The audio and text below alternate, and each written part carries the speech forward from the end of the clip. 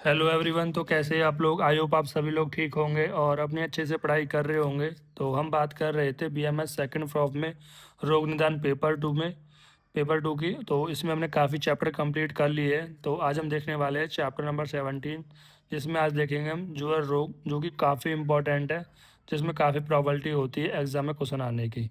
ठीक है, इस ज्वर को मॉडर्न में हम फीवर या पैरिक्सिया के नाम से जानते हैं। ये जो ज्वर है ये सभी को आपको हुआ होगा।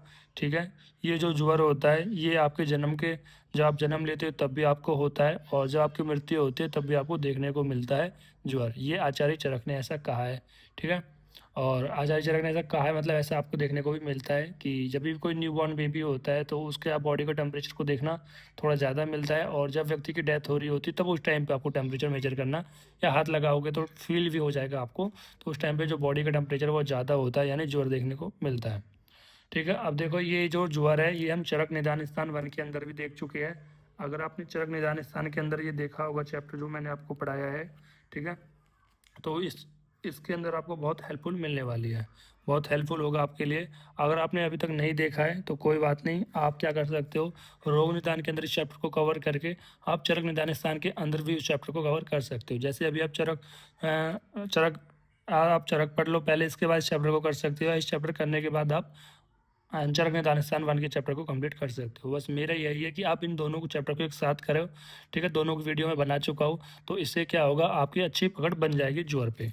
तो ज्वर में हम पहले काफ़ी कुछ इंट्रोडक्शन पॉइंट देख लेते हैं जो आपने काफ़ी बार पढ़े भी होंगे। देखो, पहले हम बात करते हैं ज्वर की उत्पत्ति के बारे में। तो जो ज्वर की उत्पत्ति होती है वो होती है, देखो, जैसे आचार्य भागवत ये कहते हैं कि दक्ष प्रजापति के जब यज्ञ हो रहा होता है तो वो भंग हो जाता है, जिसकी उनकी गुस्से की वजह से तो ये फीवर की उत्पत्ति होती है, यानी ज्वर की उत्पत्ति होती है। लेकिन कभी कहीं ये भी लिखा हुआ होता है कि जो माहेश्वर की कोप से, मतलब भगवान महादेव की क्रोध से यानी कि रुद्र रूप से पित्त के प्रकोप की वजह से यहाँ पर ये ज्वर रोग की उत्पत्ति देखने को मिली थी। ठीक है, अब इस ज्वर के अंदर एक प्रत्यात्म लक्षण होता है। प्रत्यात्म लक्षण मतलब जिसे देखकर आप पता कर सकते हो कि वो ज्वर है।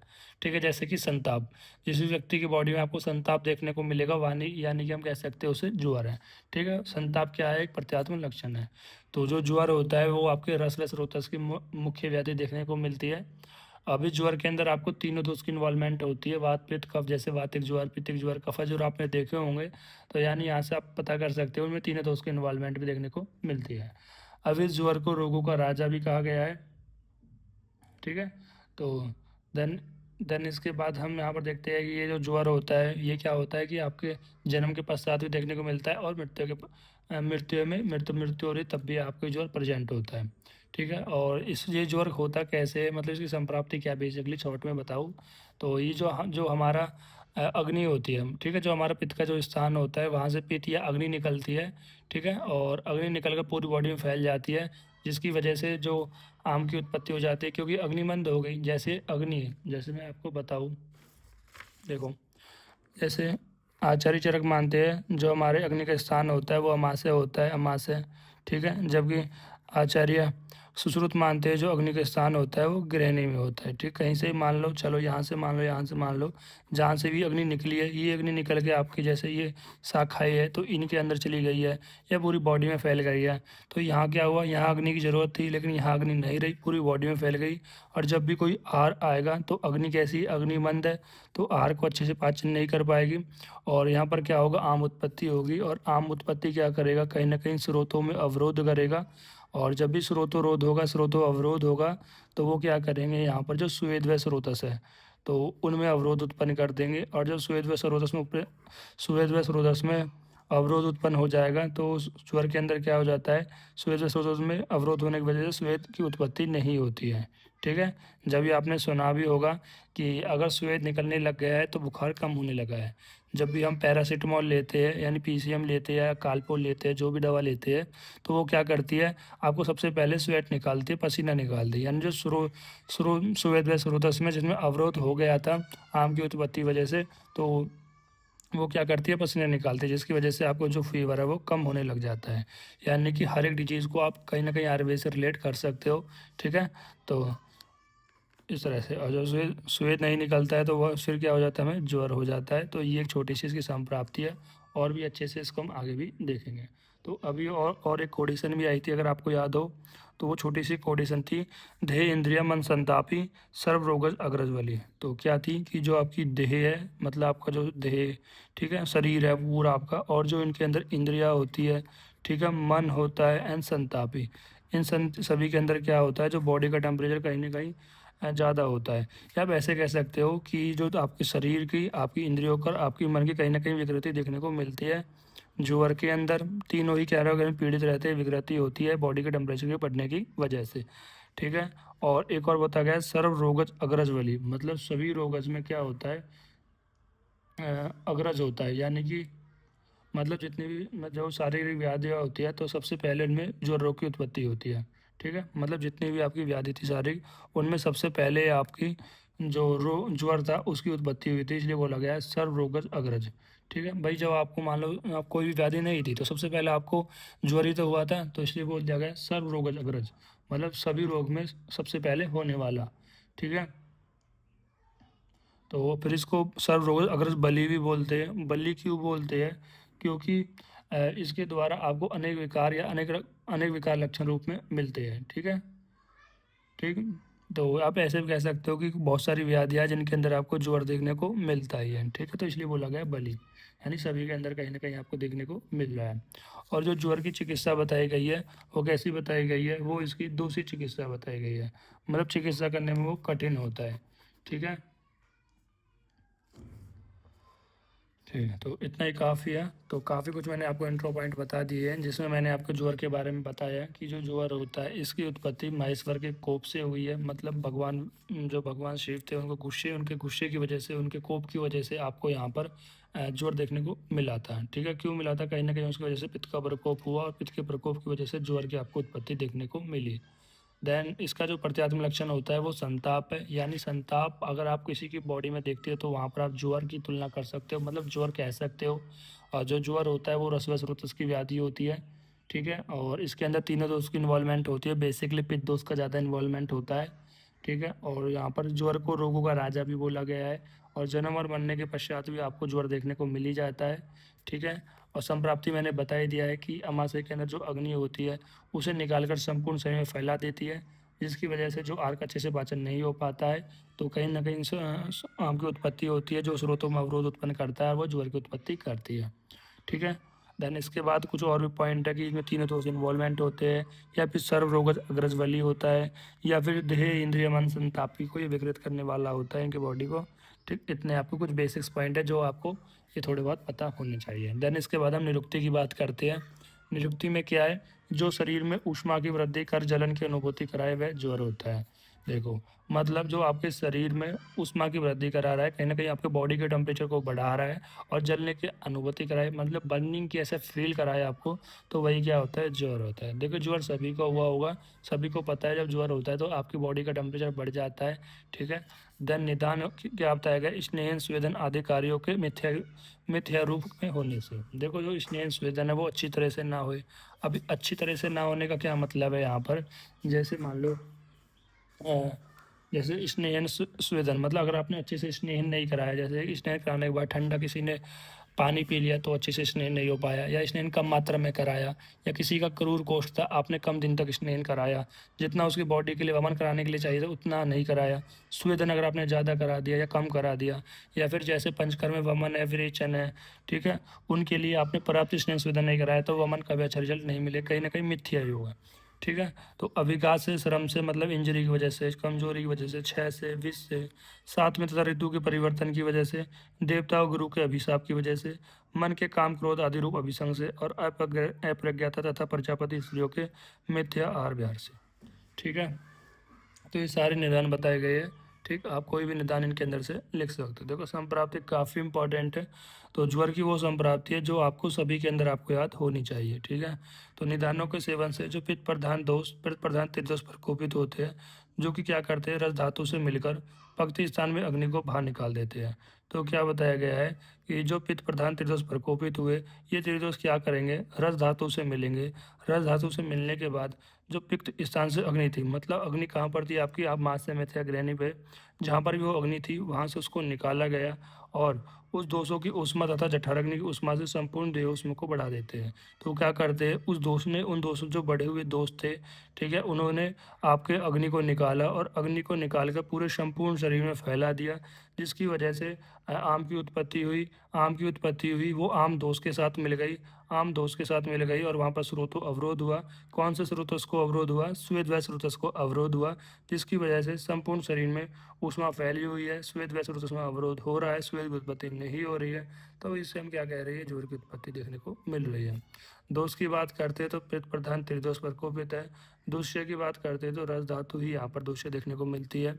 स्रोतस की बात करते हैं तो रसवय होता है। स्रोतस दृष्टि की बात करते हैं तो संग होता है, यानी ऑब्स्ट्रक्शन देखने को मिल रहा है।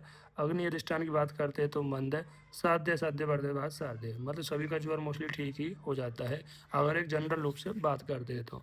सामान्य पूर्व रूप की बात करें, देखो जब भी आपको पूर्व रूप की बात मैं कराता हूँ तो आप खुद सोचा करो कि अगर कोई डिजीज आपको हुई है तो उस डिजीज से आने से पहले आपको क्या क्या लक्षण देखने को मिलते हैं। जैसे ज्वर आने से पहले आपको थकावट, शर्म, अरिति, बेचैनी सी लगती है। विवर्णता मतलब कलर में चेंज देखने को मिल सकता है। जिरम्बा, बहुत ज़्यादा जिरम्बा आती है। गौरव, बॉडी में हैवीनेस लगता है। अरुचि मतलब कुछ अच्छी नहीं लगती। तम प्रदेश मतलब अंधेरा सा छा जाता है। आंखों में से पानी सा निकलने लग जाता है, या शीत का भी आपको अनुभव देखने को मिल सकता है अगर पित्तज आपको ज्वर है तो, ठीक है। फिर आता है कुछ विशिष्ट पूर्व। विशिष्ट पूर्व के अंदर क्या होता है, ये बेसिकली ये बताता है कि जो ज्वर है वो वातज है, पित्तज है, दोष, मतलब वो दोषों की इन्वॉल्वमेंट बताता है व्याधि के अंदर। जैसे अगर वातज ज्वर है तो आपको बहुत ज़्यादा जृंभ आएगी। पित्तज है तो नेत्रों में दाह होगा। कफज है तो अनपान से द्वेष आपको देखने को मिल सकता है। फिर हम बात करते हैं जो बेसिक हम शुरुआत के पॉइंट की बात करी थी कि इसकी उत्पत्ति महेश्वर के कोप के प्रभाव की वजह से हुई थी। इसका प्रत्यात्म लक्षण संताप होता है। स्रोतस, कौन से स्रोतस की व्याधि है? रसव स्रोतस की व्याधि है। तिरोधोष का इन्वॉल्वमेंट होता है, मेनली पित्त का होता है। विकृति की बात करते हैं तो देह, इंद्रिय, मन, तो देह, इंद्रिय, मन में विकृति होती है। और सर्व रोगत अग्रज होता है, मतलब सभी रोगों में सबसे पहले होने वाला रोग होता है। और एक कोटेशन आई थी कि देह, इंद्रिय, मन संतापी, सर्व रोगत अग्रज बली, मतलब आपकी देह को, शरीर को, आपकी इंद्रियों को, मन को ये संताप होता है, मतलब कहीं ना कहीं इनको विकृत करने वाला होता है और सबसे रोगों में पहले होने वाला होता है और सभी रोग के अंदर ये उपद्रव के रूप में भी प्रेजेंट रहता है। और ये प्राणियों में जन्म और मृत्यु के समय भी आवश्यक है इसका रहना, ठीक है। तो कुछ बेसिक्स यहाँ पर बात हो गई।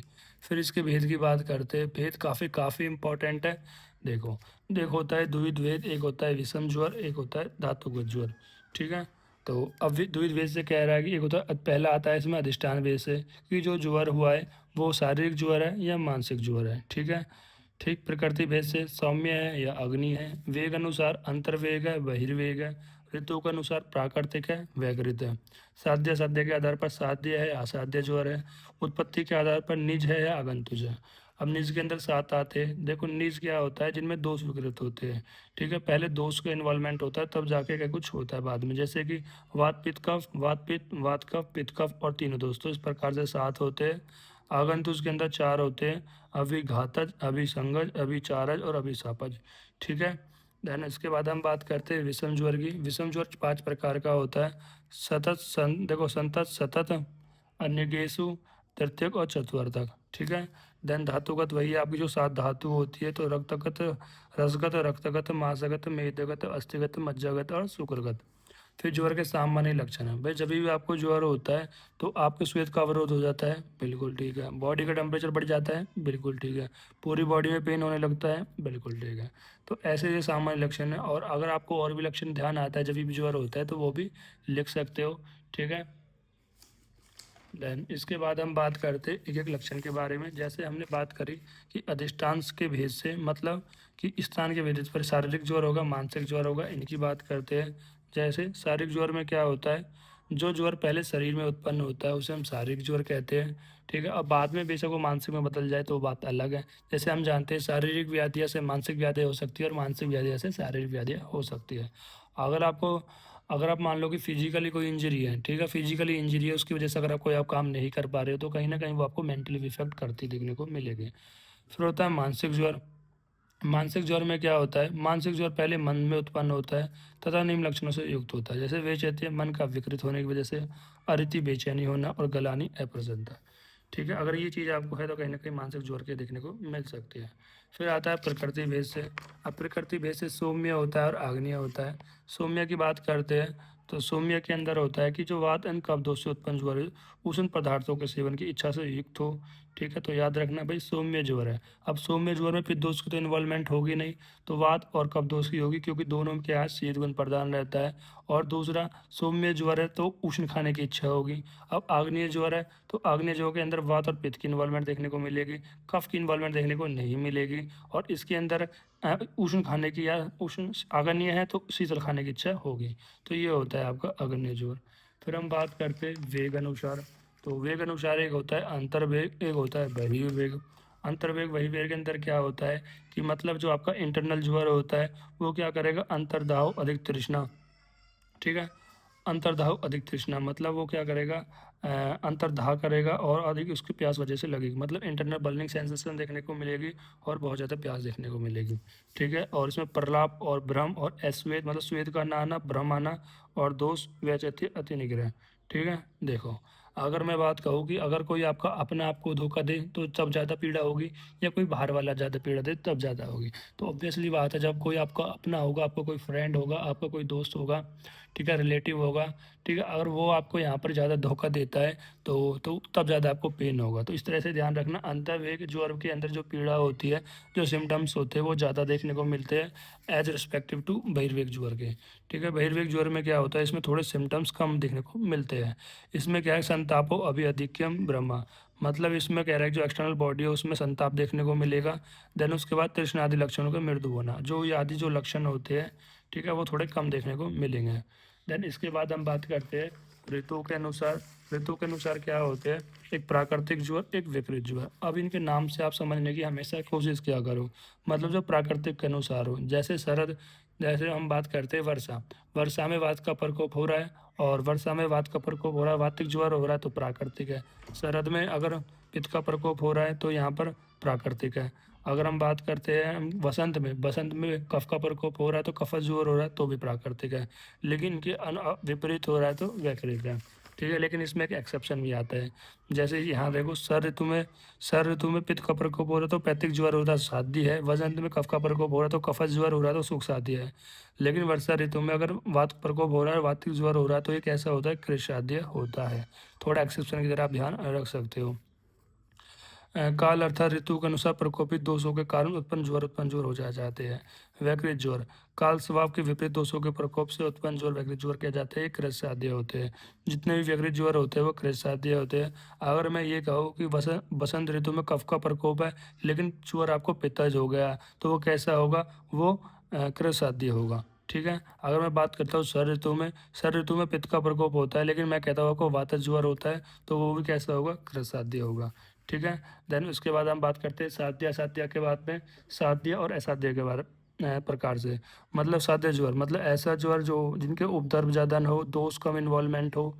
ठीक है, जैसे कि बलवान रोगी, मतलब रोगी बलवान हो और दोष कम हो, उपद्रव कम हो तो ऐसा साध्य होता है। असाध्य कौन होगा, जिनके निदान ज़्यादा देखने को मिलेंगे और रोगी कम बलवान हो और अनेक लक्षण देखने को मिल रहे हैं, शीघ्र ही इंद्रियों को नष्ट करने वाला ज्वर हो, तो ऐसे ज्वर को हम असाध्य ज्वर कहेंगे।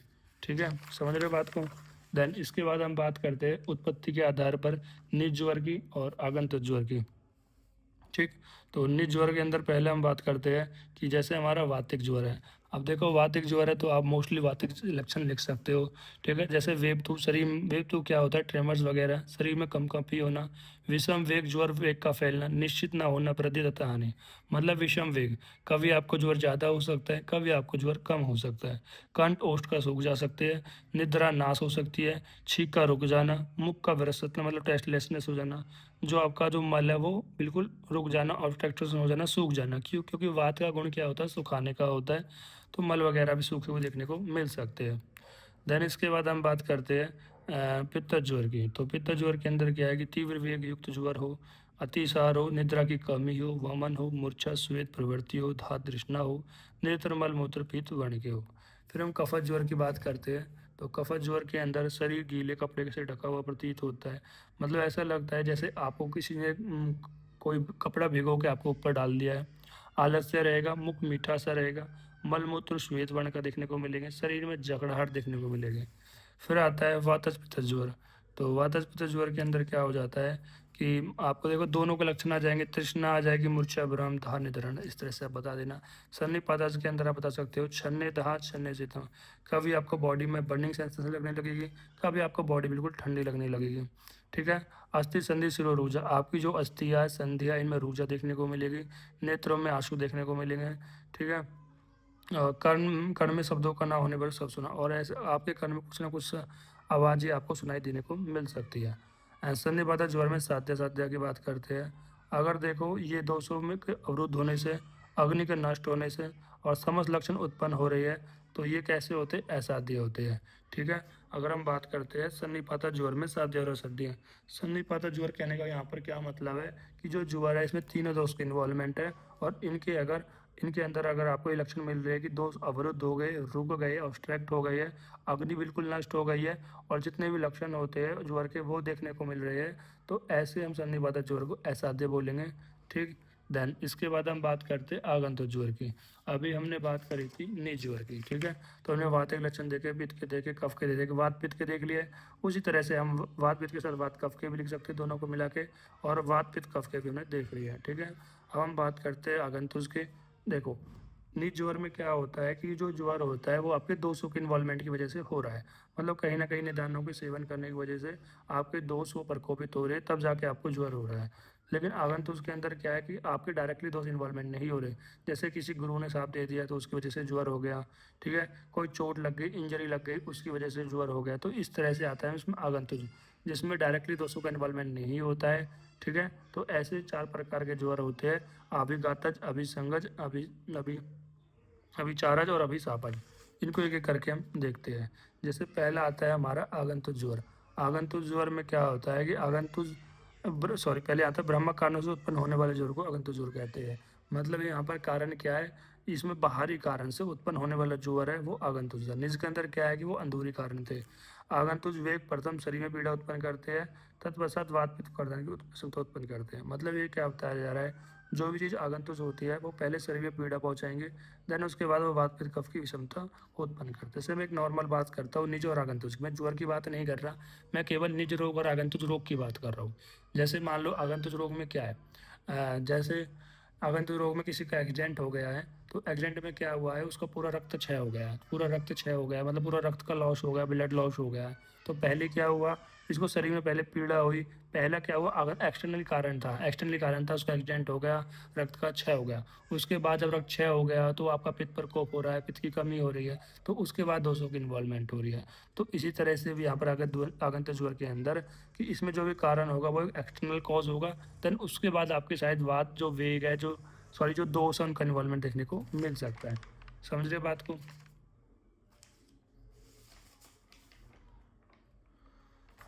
देखो अब ये आगंतुक ज्वर की हम बात कर रहे थे, तो इस आगंतुक ज्वर के टाइप की बात करते हैं। ये 4 प्रकार का होता है, अभिघातज ज्वर, अभिसंगत ज्वर और अभिचारज ज्वर, अभिशापज ज्वर।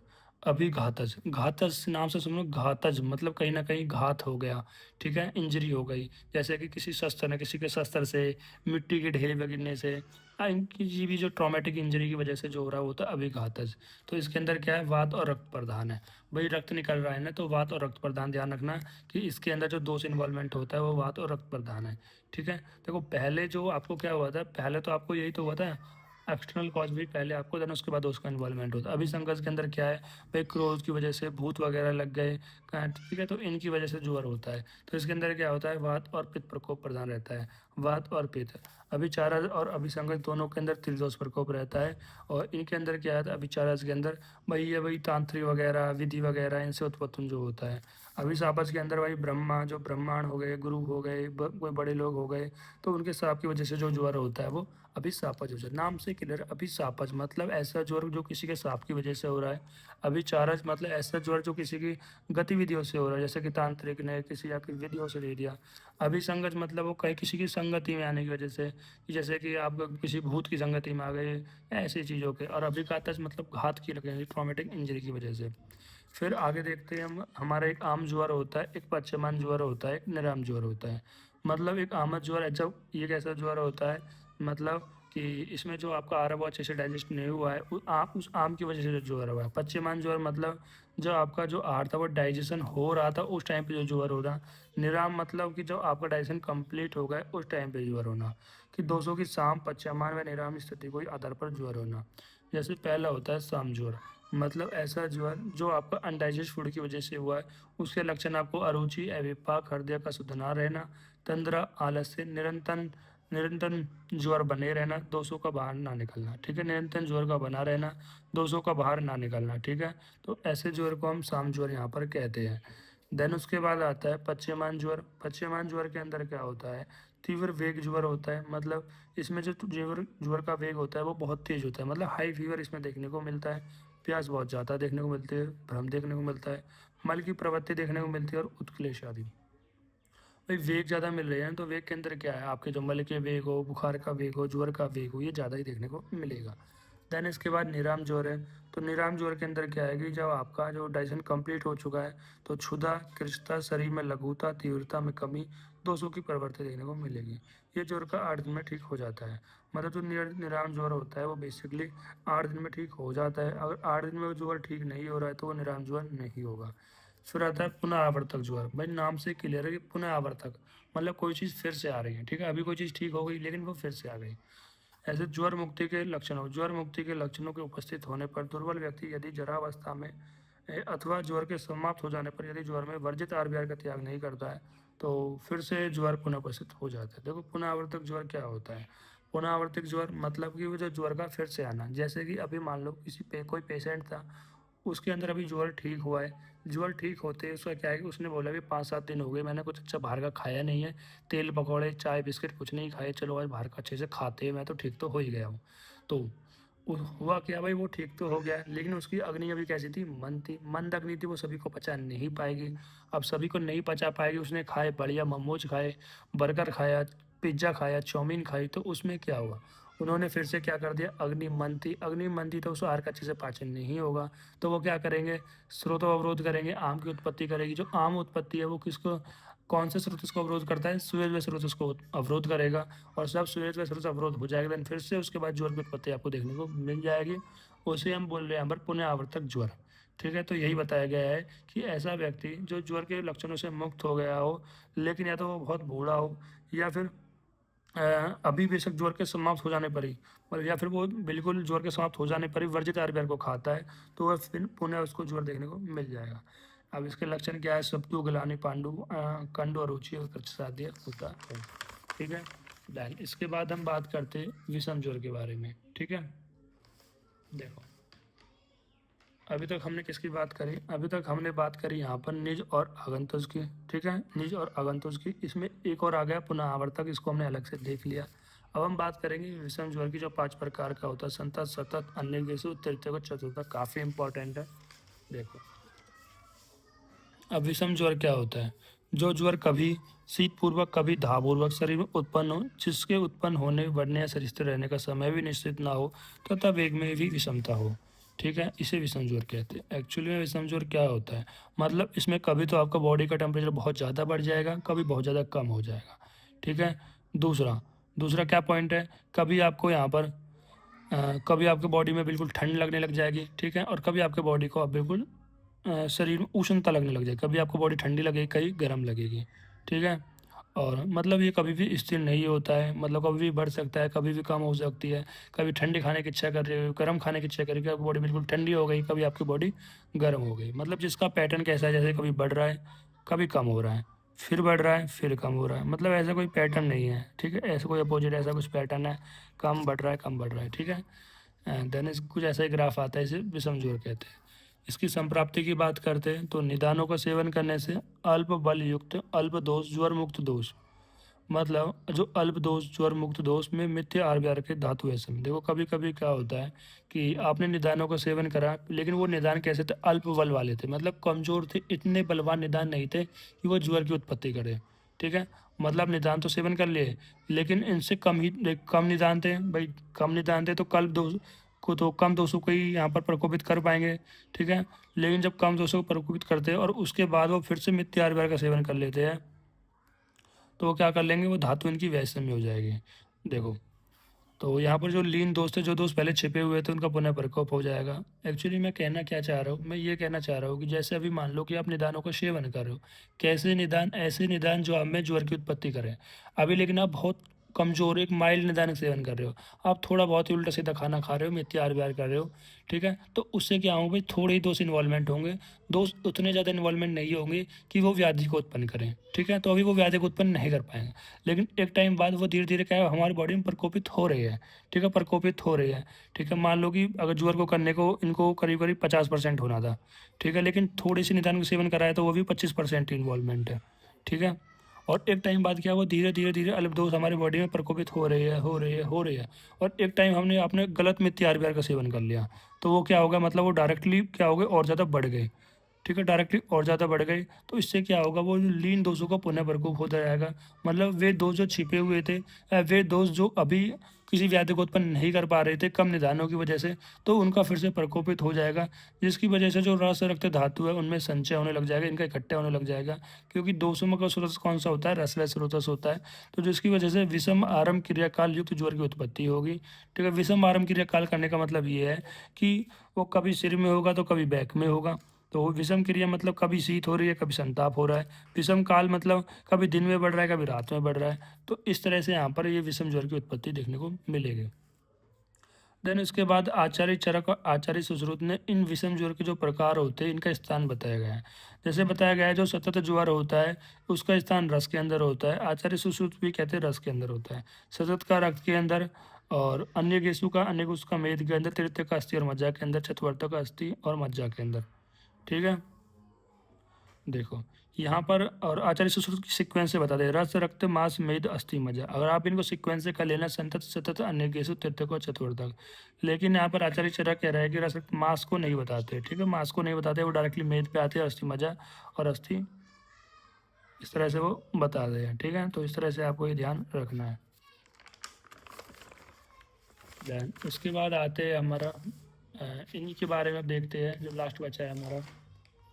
देखो हमने बात करी थी यहाँ पर, जो ये विषम ज्वर है, इन विषम ज्वर के 5 प्रकार के। पहला आता है सतत ज्वर, ठीक है? देखो विषम ज्वर क्या होता है, जिनका वेग कभी भी कोई निश्चित नहीं होता है, कभी ज़्यादा होता है, कभी कम होता है। इनकी वजह से बॉडी कभी ठंडी हो जाती है, कभी गर्म हो जाती है, ठीक? कोई फिक्स नहीं होती, उसे हम विषम ज्वर कहते हैं। 5 प्रकार का होता है। पहले सतत के बारे में बात करते हैं। देखो सतत मतलब निरंतर 7 दिन तक रहता है, 10 दिन तक रहता है, या 12 दिन तक बना रहता है। संतत मतलब वो चीज़ कोई रेगुलर बनी रही, मतलब अगर वो 7 दिन तक बन रही है तो उसमें वात दोष का इन्वॉल्वमेंट है, 10 दिन तक है तो पित्त दोष का इन्वॉल्वमेंट है, 12 दिन तक है तो कफ दोष का इन्वॉल्वमेंट देखने को मिलेगा। देन उसके बाद दूसरा पॉइंट ये है कि द्वादश आश्रय, मतलब जो संतत ज्वर होता है, इसका आश्रय कौन कौन से होते हैं? 3 दोष होते हैं, 7 धातु होती है, मल और मूत्र होता है, ठीक है? तो यहाँ पर जो प्रकोपित दोष है उसमें रसवाय स्रोतस में जाकर संपूर्ण शरीर में स्तब्ध कर संतत ज्वर उत्पन्न करता है। जैसे मैंने आपको यहाँ पर बताया अभी कि संतत ज्वर के अंदर क्या होता है, संतत ज्वर रसवय स्रोतस में अपना स्थान बनाकर पूरे शरीर को स्तब्ध करता है, ठीक है? और सतत ज्वर की उत्पत्ति करता है। तो ये भी बताया जा रहा है कि जो प्रकोपित दोष है वो रसवय स्रोतस में जाता है और वहाँ पर जाकर संपूर्ण शरीर में स्तब्ध कर देता है, रोक देता है और संतत ज्वर की उत्पत्ति करता है। देन उसके बाद एक और पॉइंट इसके अंदर बताया गया है कि निष्प्रत्यनक ज्वर, मतलब जिसका कोई विरोधी ना हो, जैसे कि जिस ज्वर में काल दोष या प्रकृति ये सभी प्रकोपित दोष के अनुकूल हो। मतलब जो दोष प्रकोपित हो रहा है उसके अनुकूल, जैसे वात दोष प्रकोपित हो रहा है, ठीक है? अब वात दोष के अनुसार काल कौन सा होगा? वर्षा ऋतु। वर्षा ऋतु और भी ज़्यादा इसको प्रकोपित करेगी, मतलब विरोधी थोड़ी है भाई। वात क्या है? वर्षा के अंदर और भी ज़्यादा बाढ़ बढ़ता है, तो वो भी विरोधी नहीं है। दूसरे क्या? अस्थि धातु है, तो वो भी विरोधी नहीं है। अस्थि में और भी ज़्यादा वात प्रकोपित होता है, और उस पेशेंट की प्रवृत्ति भी क्या है? वातज ही है। तो कोई भी विरोधी नहीं हुआ ना, उसके अनुकूल हो गए, तो इसे हम बोले निश्चय प्रतीक ज्वर, ठीक है? तो ये दुःसाध्य कहा गया है, ठीक है? संतत ज्वर के अंदर एक निष्प्रत्यक ज्वर भी बताया गया है। देन उसके बाद जो दूसरा ज्वर होता है वो होता है सतत ज्वर, मतलब ज्वर दिन में 2 बार आता है, ठीक है? कहते हैं सर मुझे सुबह आता है बुखार, सुबह बुखार आता है और शाम आता है, तो उससे हम बोलते हैं सतत ज्वर, ठीक है? और दूसरा रक्त धातु में आश्रित, अब ये कहाँ पर होता है? रक्त धातु में आश्रित दोष अनुकूल होने पर वृद्धि, अनुकूल होने पर उसे ज्वर होता है। तो ये कहाँ पर होता है? रक्त धातु में होता है। वो कहाँ पर था? रस धातु में, रसवाय स्रोत में। फिर तीसरा आता है अन्य गेसु, अहोरात्रों में एक बार होने वाला, मतलब दिन में ये एक बार होता है, ठीक है? दिन में कैसा होता है? एक बार होता है। देखो सतत ज्वर दिन में 2 बार हो रहा था। अहोरात्र, अहो मतलब दिन और रात, दिन और रात मतलब 24 हावर में ये एक बार ही होता है। कहते हैं सर मुझे डॉक्टर साहब मुझे जो ज्वर होता है वो एक बार होता है, या अगर 2 बार हो रहा है तो सतत ज्वर, एक बार हो रहा है तो अन्य के ज्वर। और इसमें कौन सा होगा आपका, देखो रस होता है, रक्त हो गया, मांस नहीं था, सीधा मेद आ जाएगा। तो मेद वायु शिरा को अवरुद्ध कर दिन रात में एक बार ज्वर उत्पन्न करता है। फिर आता है तृतीयक। तो तृतीयक के अंदर क्या होता है, एक दिन के अंतर में आने वाला ज्वर, मतलब उसमें एक दिन का अंतर रहता है। जैसे मान लो अगर आपको आज ज्वर आया तो कल ज्वर नहीं आएगा, उसके अगले दिन ज्वर आएगा। ठीक है। फिर अगर 4 को ज्वर नहीं आया, जैसे 4 5 6, तो 4 5 6 मान लो 4 को ज्वर आया तो 5 को नहीं आएगा, 6 को आएगा। मतलब एक दिन के अंतर में जो ज्वर आता है इसे हम बोलते हैं तृतीयक ज्वर। ठीक। अब ये तृतीयक ज्वर के 3 प्रकार होते हैं, सिर प्रदेश, त्रिक प्रदेश, पृष्ठ प्रदेश। मतलब ये सिर में होता है, त्रिक में होता है, पृष्ठ में। स्टॉप से याद रखना, एस सिर, टी त्रिक, पी पृष्ठ। तो दोष का इन्वॉल्वमेंट इस तरह से ध्यान रख जाएगा, वात पित्त, पित्त कफ और वात कफ। ठीक है। अब इसमें क्या होगा, रस रक्त मांस हो गया, मेद हो गया, तो इसमें अस्थि तथा मज्जा आ जाएगा। अस्थि तथा मज्जा, तृतीयक के अंदर क्या होता है, अस्थि तथा मज्जा आ जाएगा। ठीक है।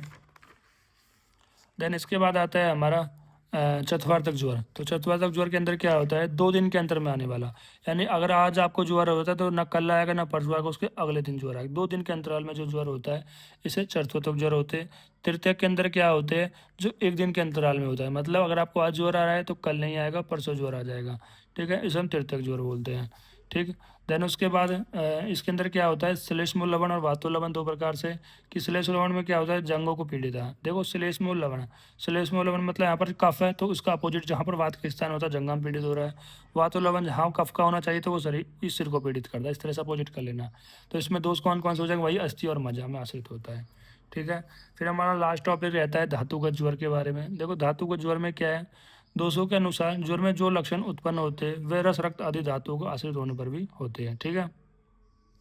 मतलब दोषों के अनुसार जो ज्वर में लक्षण उत्पन्न होते हैं वह आपकी धातु में भी आश्रित रहते हैं। जैसे रसगत ज्वर, रसगत ज्वर को कहीं ना कहीं हम कफ दोष से इन्वॉल्वमेंट कर लेते हैं तो गुरुता, हृदय व्याकुलता, अवसाद, वमन, अरुचि देखने को मिलेगी। रक्त को पित्त से इन्वॉल्वमेंट कर ले तो रक्त वमन, धाम, मोह, भ्रम, वमन, प्रलाप, पीड़िका, ये सब रोग देखने को मिल सकते हैं। मांसगत ज्वर को हम पिंडलियों में ऐठन, अंतर्दाह, संताप अधिक्य, मल मूत्र अधिक्य, प्रसूति होना। मेदगत ज्वर के अंदर स्वेद अधिक्य, तृष्णा अधिक्य, मूर्छा, प्रलाप, दुर्गंध और अशुद्धता। और अस्थि के अंदर अस्थियों में वेदनावत, पीड़ा, कूजन, श्वास, वमन, विरेचन। मज्जागत के अंदर तम पर देते को, मज्जा के अंदर तम तो रहता ही रहता है, तो काफी इंपॉर्टेंट है। हिक्का, श्वास, अंतर्दाह, माश्वास, मन विस्थान, छेदना, पीड़ा। शुक्र का ज्वर के अंदर सेब स्तंभ देखने को मिलेगी, विशेषता शुक्र दोष। शुक्र का दोषों में देखने को मिलती है और मृत्यु भी देखने को मिल सकती है। तो यहाँ पर क्या होते हैं, जो पहले 1 to 4 होते हैं, यानी रसगत, रक्तगत, मांसगत, मेदवत, ये सारे साध्य होते हैं। जबकि 5 6 यानी अस्थिगत और मज्जागत कृषि होते हैं। और जो कि हमारा अगर ऐसा ज्वर जो हमारे शुक्र ज्वर हो जाए तो वो कैसा होता है, ऐसा अध्यय होता है। तो आचार्यों ने आपका धातु के अनुसार भी आपका ज्वर बताया। मतलब ऐसा ज्वर जो आपकी रस धातु में है, ऐसा ज्वर रक्त धातु में है, ऐसा है मांसगत, ऐसा है मेदगत। मेदगत ज्वर, अगर ऐसा जो ज्वर है वो रस से मेदगत तक होता है तो वो साध्य होता है। जबकि अस्थि और मज्जागत जाता है तो उसको ठीक करना थोड़ा कठिन हो जाता है। लेकिन वो ज्वर अगर शुक्र तक पहुंच गया तो फिर वो असाध्य हो जाएगा, फिर हम उसमें ट्रीट नहीं कर सकते हैं। ठीक है। तो ये ज्वर के बहुत सारे प्रकार बताए गए हैं। आपकी बुक में इससे भी ज़्यादा बहुत कुछ बताया गया है, लेकिन जितना मैंने बताया गया है वो मोर देन इनफ है। फिर भी अगर आपको संतुष्टि नहीं मिलती है तो आप अपनी बुक को पढ़े, दुनिया भर के जो जोर बताए गए हैं उनको पढ़ सकते हो। ठीक है। ये मैंने आपको बताया, ये सारे जोर के जो प्रकार है वो आपको ध्यान में रखने हैं। ये मोर देन इनफ है। फिर भी आपको करना है तो आप कर सकते हो। नॉलेज के लिए आप कितना भी पढ़ सकते हो, नॉलेज का कभी कोई एंड नहीं होता है। अगर आपके टीचर आपको पढ़ाते हैं, आपका कॉलेज में पढ़ाया गया है, यूनिवर्सिटी में पढ़ाया गया है तो वेल एंड गुड, गलत नहीं है, सही है वो भी। ठीक है। ठीक। तो फिर मिलते हैं एक नई वीडियो के साथ। अगर आपको वीडियो अच्छी लगी हो तो वीडियो पे लाइक कर देना, चैनल को सब्सक्राइब कर लेना और एक कमेंट ज़रूर करना, क्योंकि आपको पढ़ाने के लिए मैंने बिना पंखा के ही वीडियो बनाई है, जो मेरे दोनों तरफ से गेट है, ताकि एक्सटर्नल नॉइज़ ना आ सके, पंखा की नॉइज़ ना आ सके। और अभी 1 जुलाई का समय है, 1 जुलाई 2026, जो कि बहुत ज़्यादा गर्मियों का समय है। तो इस टाइम पे मैं आपके लिए वीडियो बना रहा हूँ, तो आपका तो इतना तो हक बनता है, इतना आपका यहाँ ड्यूटी बनती है कि आप एक प्यारा सा कमेंट जरूर करें, ताकि मेरा मनोबल, मुझे मोटिवेशन मिलता रहे। फिर मिलते हैं ऐसी वीडियो के साथ, तब तक के लिए पढ़ते रहिए। धन्यवाद।